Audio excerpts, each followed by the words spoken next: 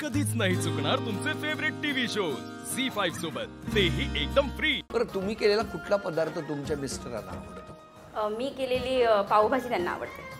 तुम्ही? माझं सगळं जेवण त्यांना आवडतं।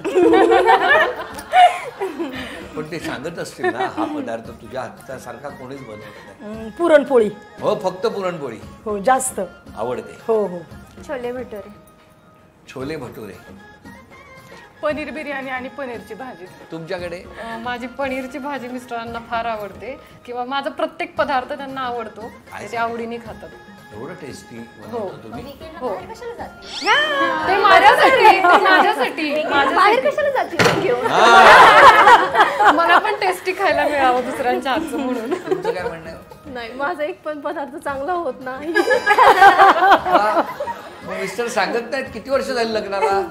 9 वर्ष झाले। सांगितलं नाही की अमुक एक गोष्ट इकडे रोज सांगतात, हा पदार्थ नाही चांगला झाला, नाही चांगला झाला। येतच नाहीये मला। एकदा मी ढोकळे केले होते आणि त्यांना वाटले, ते म्हणले हे ढोकळे का पिठलंय?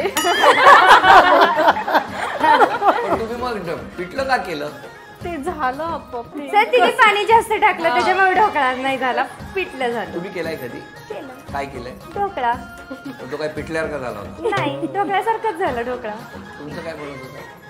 मी नाही काही बनवलेलं, ढोकळा वगैरे मला येतच नाही। त्यांना पुरणपोळी आवडते। हो। पुरणपोळी कशी असते? खाली पीठ असतं, वर पीठ असतं आणि मध्ये पुरण असतं। हा, बरोबर आहे। बरोबर। एकीकडे बायको, एकीकडे सासूबाई, नवऱ्याचं पुरण झालं।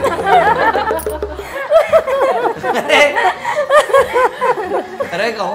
खरंय खरंय सर। आणि दोन्ही बाजूनी भाजला जातोय, तूप घालून घालून भाजतात।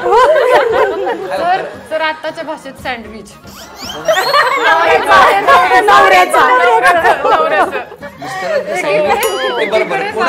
कोणाकोणाच्या मिस्टरांचं सँडविच झालंय असं वाटतं? सगळ्यांच्याच झालेले। नाही, आमचं नाही झालं। माझं पण नाही झालेलं।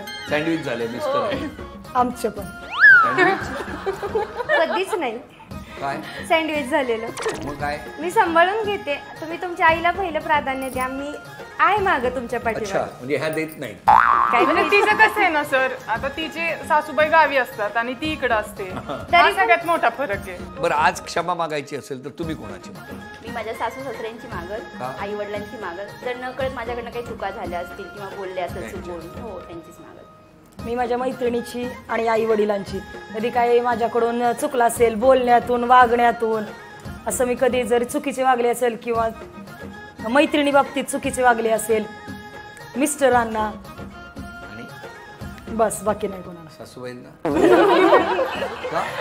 आहेत ना बाकीच्या 3 सुना, त्या बोलतील ना। तसं नाही, पण सासूबाईंची क्षमा तर मागू शकता ना तुम्ही, वयाने मोठ्या आहेत म्हणून।